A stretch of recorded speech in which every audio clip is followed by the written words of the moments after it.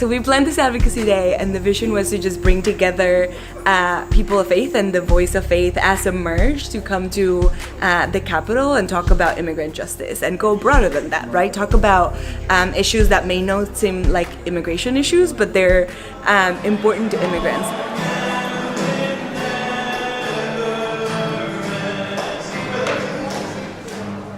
It was a great day. It was very energetic. I belong to Sikh religion, and I have a special identity of wearing a turban to cover my hair with dignity.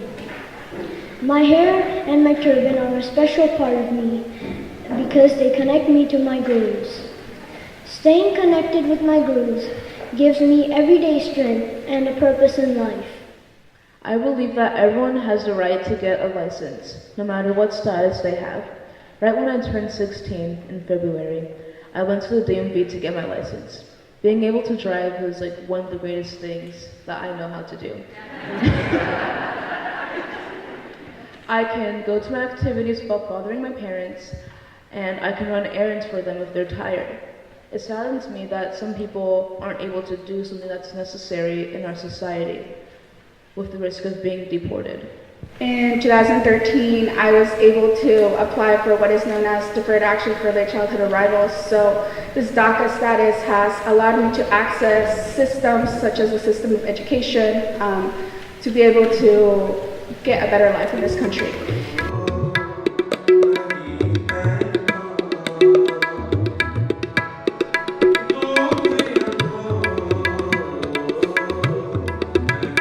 There was a family space for children and families. There was also a youth space at this Advocacy Day. There was prayer and faith services, really good food, and a training about the bills and how to talk to your legislators.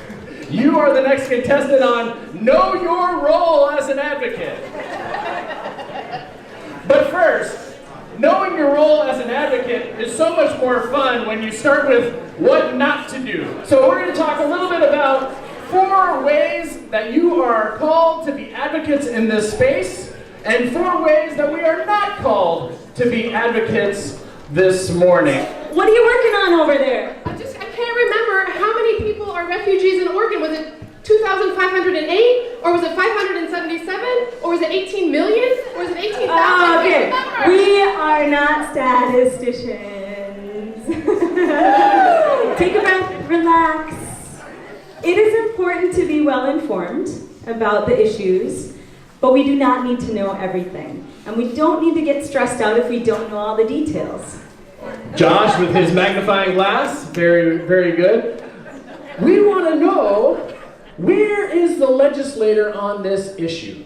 So we're a part of many coalitions that are feeding back this kind of relational data constantly. So we want to know, where does this legislator stand on the hate crimes legislation? Where are they at on the refugee funding bill? There was folks that were captains of teams, so there was just a really supportive environment to come and do this, especially if it's your first time. It's important for that structure to be here. So I'm at the Capitol with IMIrJ, and as representative of my congregation and as faith leader to advocate and lobby for immigrant rights and legislation that would advance the rights of immigrants, not just defend, because that's what we felt like we've been in for at least for a couple of years, of trying to defend against the dramatic push of anti-immigrant but anti-human legislation. So this feels like a really wonderful place to be in, to be able to push for some legislation that is affirming and legislation that protects and advances people's rights. Little short service bulletins for you all. So we're going to pass these out. Okay.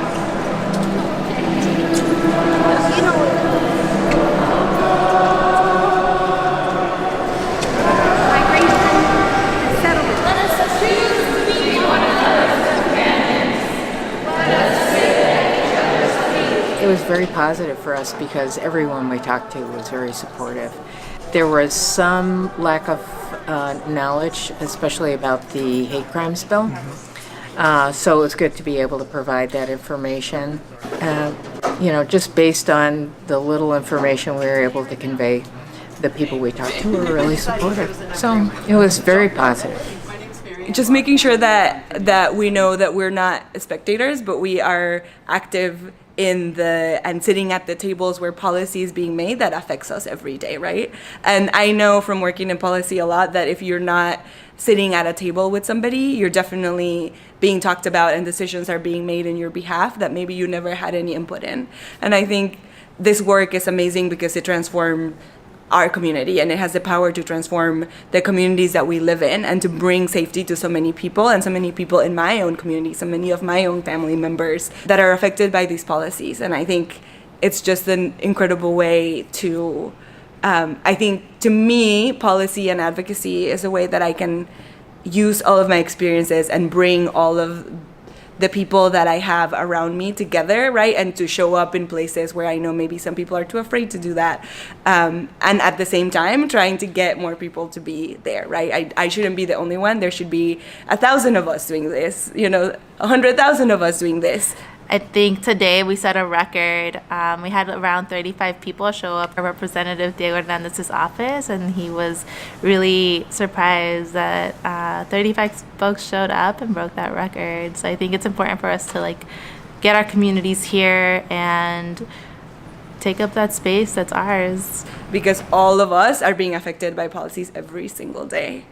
And so that's why I do it, because I recognize that and I want to be an active part in that.